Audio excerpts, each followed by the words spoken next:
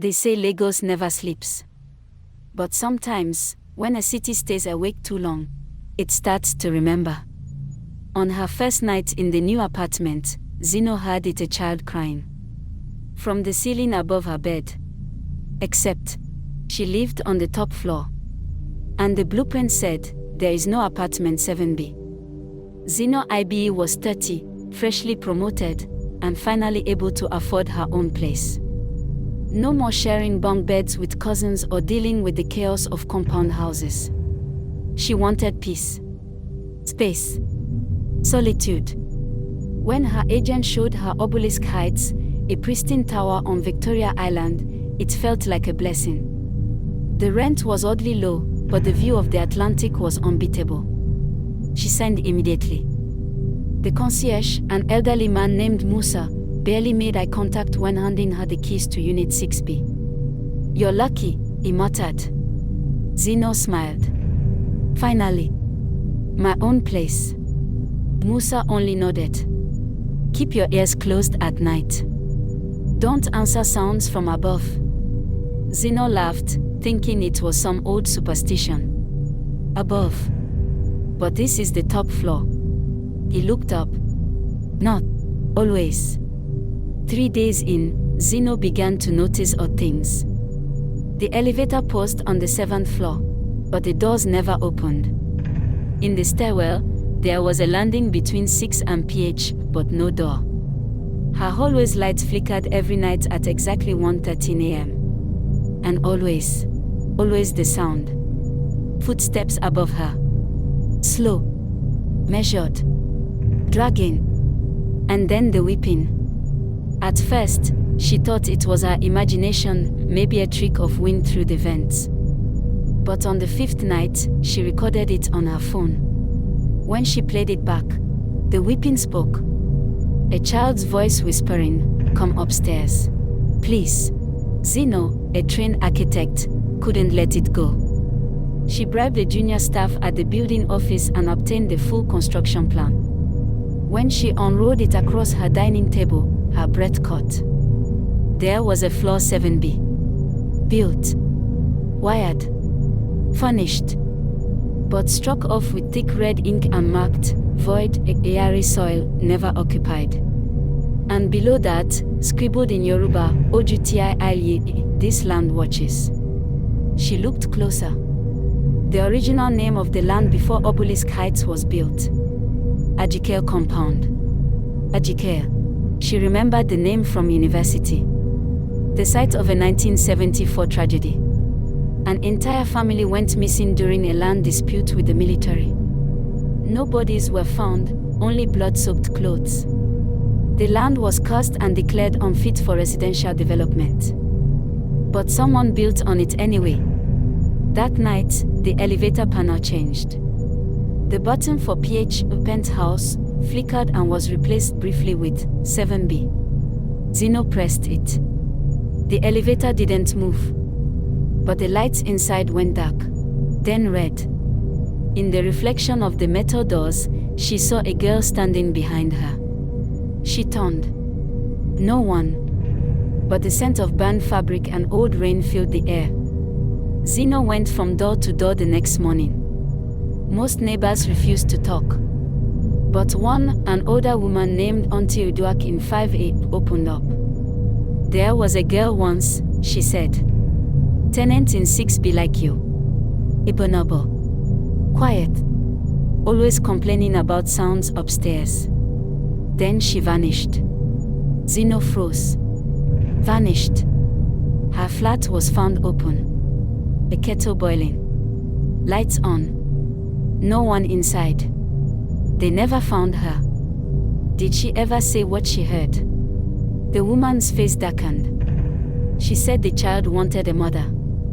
That night, Zino lay in bed, wide awake, when something dripped on her forehead. She touched it. Red. Her heart pounding, she climbed onto a stool and pushed at the ceiling tile.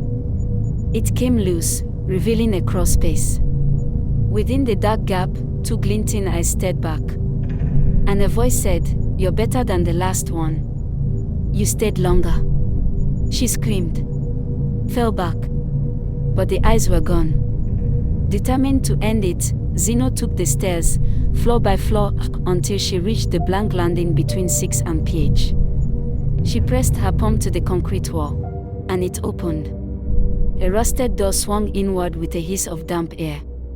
Beyond it, apartment 7B. Dusty, flickering with candlelight. Photographs nailed to the walls, dozens of girls, each with red crosses drawn over their eyes. All of them different. All of them holding a marble. On a dusty couch sat the crying child. Thin, hair matted with blood. She looked up. Will you name me, Mama? Zino whispered, Who are you? The girl wept harder. They built over my grave. They buried me without naming me. So I stayed behind. Zino looked down. She was now standing in the center of a ritual circle, bones and feathers scattered around her feet. Her phone screen cracked, flashing midnight. From the shadows came others. Children. Silent. Watching. Forgotten. If you name me, the girl said, you must stay in my place. The ritual must end. Zino's mouth moved on its own. Your name is... But then she bit her tongue. No. She turned and ran. The apartment stretched, warped, tried to trap her. A hand grabbed her ankle, but she kicked, screamed, and crawled out the door. Zino woke up in her bed. Sweating. Shaking. Alive. Sunlight poured into the room. Her phone buzzed, 8:12 a.m. Had it all been a dream? She rushed to the hallway. The elevator panel showed 1, 2, 3, 4, 5, 6 PH. No 7B. Relief. Maybe she'd imagined everything. Overworked. Exhausted. She packed her things.